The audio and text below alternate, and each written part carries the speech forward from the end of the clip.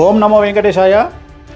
2026 అంటే ఈ సంవత్సరము మే 25వ తేదీ నుండి తమిళ సాంప్రదాయం ప్రకారము జూన్ 2వ తేదీ అంటే వచ్చిన 2వ తేదీ మన సాంప్రదాయం ప్రకారము గురు మార్పు గురు పైచి అనేది కనిపిస్తూ ఉంది. మనకు మిథున రాశి నుండి కర్కాటక రాశిలోకి ప్రవేశము మరియు సెప్టెంబర్లో కర్కాటక రాశి నుండి సింహరాశి ప్రవేశం అనేటువంటిది కనిపిస్తూ ఉంది.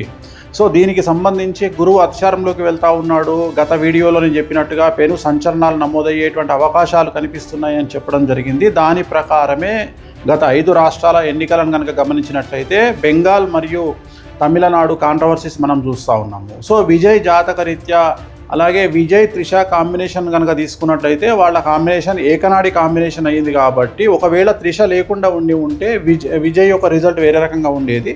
బట్ విజయ్ జాతకరీత్యా కనుక గమనించినట్లయితే తమిళనాడు రాష్ట్ర జాతకరీత్యా గమనించినట్లయితే ఒకవేళ విజయ్ సీఎం అయినప్పటికీ కూడా ఖచ్చితంగా తమిళనాడులో మళ్ళీ ఎలక్షన్లు వచ్చేటువంటి అవకాశాలు 100కి 1000% కనిపిస్తూ ఉన్నాయి. అంటే రాజకీయ ప్రభుత్వ అస్థిరత అనేటువంటిది తమిళనాడు రాష్ట్రంలో ఖచ్చితంగా కనిపిస్తూ ఉంది గురువు మార్పు వల్ల. ఎందుకంటే గురువు మారినటువంటి రాశిని బట్టి తీసుకుంటే, రాష్ట్రం యొక్క రాశిని బట్టి తీసుకుంటే పెను సంచలనాలు ఆ గురువుకు సంబంధించినటువంటి రాష్ట్రాలలో ఏర్పడేటువంటి అవకాశాలు కనిపిస్తూ ఉన్నాయి. దాని కారణం చేత తమిళనాడు రాష్ట్రంలో ఖచ్చితంగా మళ్ళీ తిరిగి ఎలక్షన్లు వచ్చేటువంటి అవకాశం కనిపిస్తూ ఉంది. అది ఇంకొక సంవత్సరం తర్వాత అవ్వచ్చు, లేదా 6 నెలల్లో అవ్వచ్చు, లేదా నెల తర్వాత అవ్వచ్చు. కానీ ఖచ్చితంగా మళ్ళీ ఎన్నికలు తమిళనాడు రాష్ట్రంలో జరిగేటువంటి అవకాశాలు 100కి 1000% కనిపిస్తూ ఉన్నాయి. ఇది ఫస్ట్ ప్రయారిటీ. రెండవది పశ్చిమ బెంగాల్ రాష్ట్రానికి సంబంధించి ఒకవేళ బీజేపీ ప్రభుత్వం ఏర్పాటు చేసినా కూడా మళ్ళీ ఖచ్చితంగా రాష్ట్రపతి పాలన విధించేటువంటి అవకాశాలు కనిపిస్తూ ఉన్నాయి. ఇక మీదట మమతా బెనర్జీ జాతకంలో తిరిగి ఎన్నికలలో పోటీ చేసి మళ్ళీ ముఖ్యమంత్రి అయ్యేటువంటి యోగము మమతా బెనర్జీ జాతకంలో కనిపించడం లేదు. కానీ బెంగాల్ జాతకంలో, పశ్చిమ బెంగాల్ జాతకంలో, రాష్ట్ర జాతకంలో ఖచ్చితంగా మళ్ళీ ఈ ఎన్నికల్లో గెలిచినటువంటి పార్టీ అంటే బీజేపీ పార్టీ ప్రభుత్వాన్ని ఏర్పాటు చేసినా కూడా ఖచ్చితంగా రాబోయే సంవత్సరంన్నరలో ఖచ్చితంగా రాష్ట్రపతి పాలన విధించేటువంటి అవకాశాలు కనిపిస్తూ ఉన్నాయి.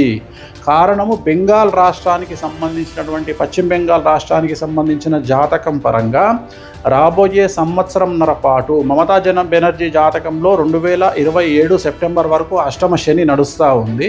సో ఖచ్చితంగా అలాగే రాష్ట్ర జాతకరీత్యా 2027 సెప్టెంబర్ వరకు అర్ధాష్టమ శని నడుస్తూ ఉంది.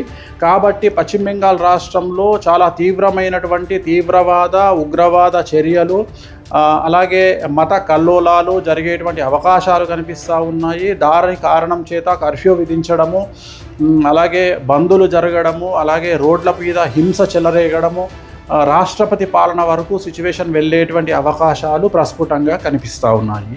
ఇవి 2 రాష్ట్రాలకు సంబంధించి. అలాగే ఇతరత్రా కనుక తీసుకున్నట్లయితే మనకు పూర్తిగా భారతదేశం కనుక తీసుకున్నట్లయితే ఈశాన్య రాష్ట్రాలకు లేదా తూర్పు ఈశాన్య రాష్ట్రాలకు సంబంధించి తీవ్రవాద చర్యలు ఉండేటువంటి అవకాశాలు ఉన్నాయి. అలాగే ఢిల్లీ కేంద్రంగా తీవ్రవాద చర్యలు ఉండేటువంటి అవకాశాలు ఉన్నాయి. ఇవన్నీ కూడా జూన్, జూలై, ఆగస్టు, సెప్టెంబర్ ఈ 4 నెలల్లో సంచలనాలు జరిగేటువంటి అవకాశం ఉంది. అలాగే విమాన ప్రమాదాలు జరిగేటువంటి అవకాశం ఉంది. నేను మాట్లాడేది June, July, August, September 2026 June, July, August, September సమయంలో భారతదేశంలో తూర్పు ఈశాన్య రాష్ట్రాలలో భూకంపం వచ్చేటువంటి అవకాశం ఉంది. తీవ్రవాద చర్యలు జరిగే అవకాశం ఉంది.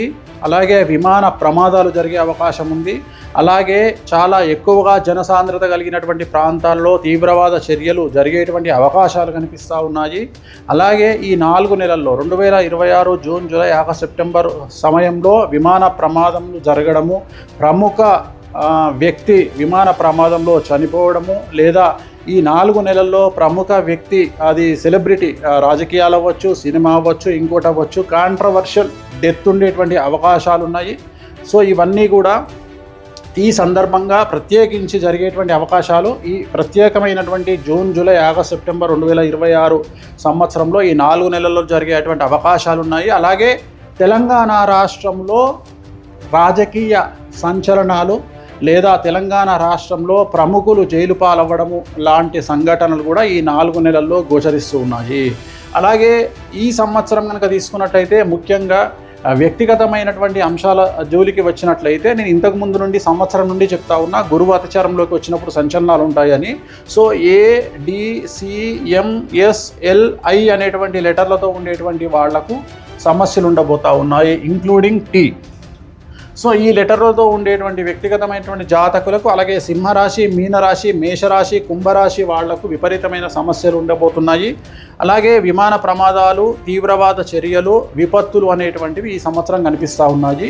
ఈ నెల 25వ తేదీ మే 25, 2026 నుండి దీని ప్రభావం అనేటువంటిది మన దేశం మీద కనిపించే అవకాశం ఉంది. అలాగే ప్రకృతి టోటల్ ప్రపంచాన్ని తీసుకున్నట్లయితే ఒక పెద్ద ప్రముఖ వ్యక్తి, ప్రపంచానికి సంబంధించినటువంటి ప్రముఖ వ్యక్తికి సంబంధించినటువంటి నిష్క్రమణ అంటే డెత్ అనేటువంటిది కనిపిస్తూ ఉంది. అది కాంట్రవర్షియల్ అవ్వచ్చు, నార్మల్ అవ్వచ్చు.